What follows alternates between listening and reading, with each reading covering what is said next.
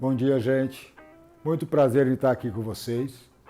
Eu sou o Marcos Pereira de Almeida, artista plástico. Sou nascido em São Paulo. Por incrível que pareça, me formei em engenharia civil. Cheguei a construir prédios que estão em pé, mas a vontade latente de ser artista fez eu virar a prancheta e eu iniciei minha carreira de artes plásticas perto de 1990, um pouquinho depois.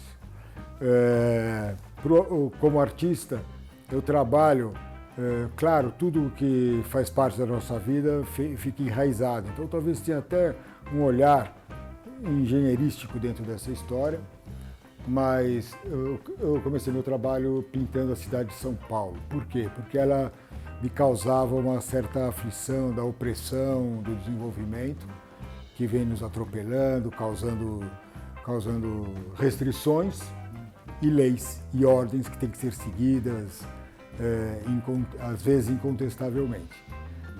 Essa era a minha linguagem. Então eu comecei pintando, e é muito difícil, porque o difícil para o artista é descobrir a própria linguagem, o que ele quer falar, qual é o assunto que interessa a esse artista, né? E eu comecei pintando São Paulo, e como a minha aflição com a cidade não era contra a beleza, porque eu sou apaixonado por São Paulo, mas era justamente a organização do formigueiro, né? E daí eu pintei São Paulo, uma série grande, toda em preto e branco, com a sinalização colorida, né? Que era o que estava me preocupando, os sinais que tem a ver com a comunicação. Daí o artista ele vai passando por fases, mas as minhas fases, mesmo que mudando graficamente, sempre foram urbanas, ou vistas da cidade, que estão sempre entre vãos, o céu quase nunca está a céu aberto. Depois a gente vai descobrindo na vida, quando você começa esse trabalho de artes plásticas, eu fiz uma carreira autodidata, porque eu não fiz uma faculdade de artes plásticas, muito embora tenha feito cursos com o Carlos Fajardo, com o Daniel Senise, essas coisas, mas não uma formação acadêmica, né? Aí o Cabral vai desenvolvendo, vai ganhando novas faces, outro tipo de coisa, mas sempre uma visão urbana, mesmo que às vezes entre uma bicicleta, não sei se vocês conseguem percebê-la, mas são vistas, né? Eu chamo, por exemplo, esse trabalho de uma radiografia cromática da visão. Daí a gente vai descobrindo, os artistas ficam tentando conceitualizar seu próprio trabalho, e eu me discutia se o meu trabalho existiria se eu morasse no campo. Daí eu fui para o campo. E o desafio era fazer o que eu faria no campo? Vou pintar paisagem? Não, eu tive o insight de fazer com que os bois me ajudassem a pintar. E isso foi uma loucura, porque gera vídeo, gera outro tipo de ações e esse tipo de resultado, né? Que tem aqui as pegadas dos bois, o acidente causado, né? Ao longo da vida a gente vem percebendo quão importantes são os acidentes de percurso para te descobrir, te despertar novas vontades, novos traços, novas curiosidades. Então, e para fazer com que os bois pintassem, que acabou gerando esse ícone da vaca para mim, eu acabei descobrindo outro tipo de suporte, que não a tela, porque o material tinha que ser resistente para aguentar o pisoteio do boi, então eu descobri as lonas.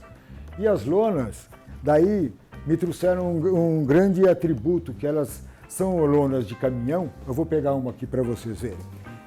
São lonas de caminhão que já trazem em si a sua própria vida. Às vezes eu abro uma lona dessas e pergunto, eu tenho o direito de interferir? Já está tão interessante? Às vezes nem tanto. Mas enfim, você parte a gente costuma chamar de ready-made, né? Da época do Champ, né? Por que fez o do Champ? Ele pegou aquele mictório dele e inscreveu como artista num salão em Paris. E com pseudônimo, porque ele fazia parte da bancada, do júri.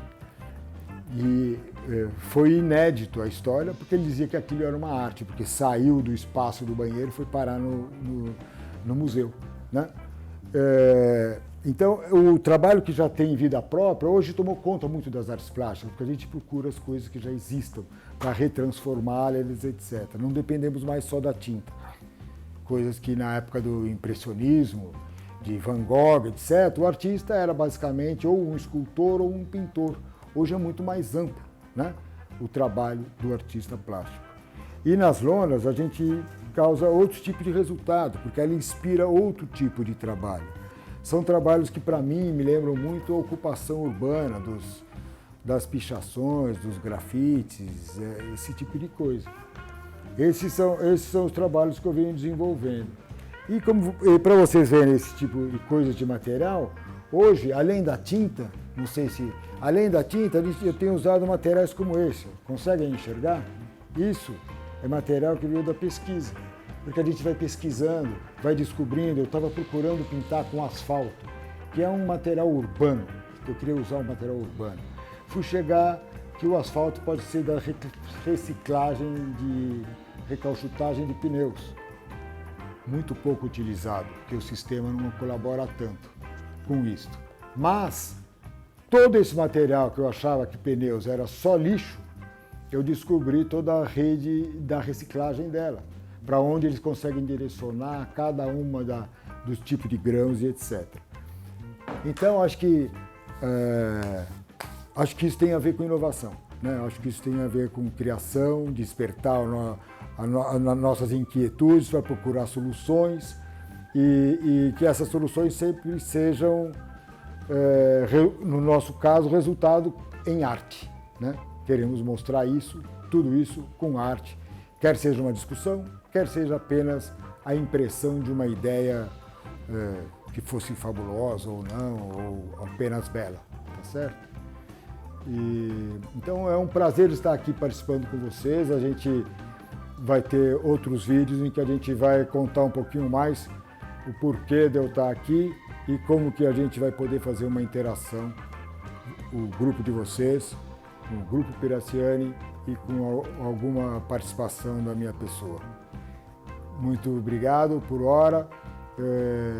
Vou estar à disposição para perguntas, enfim, o pessoal da Piraciani vai entrar em contato com vocês. Obrigado.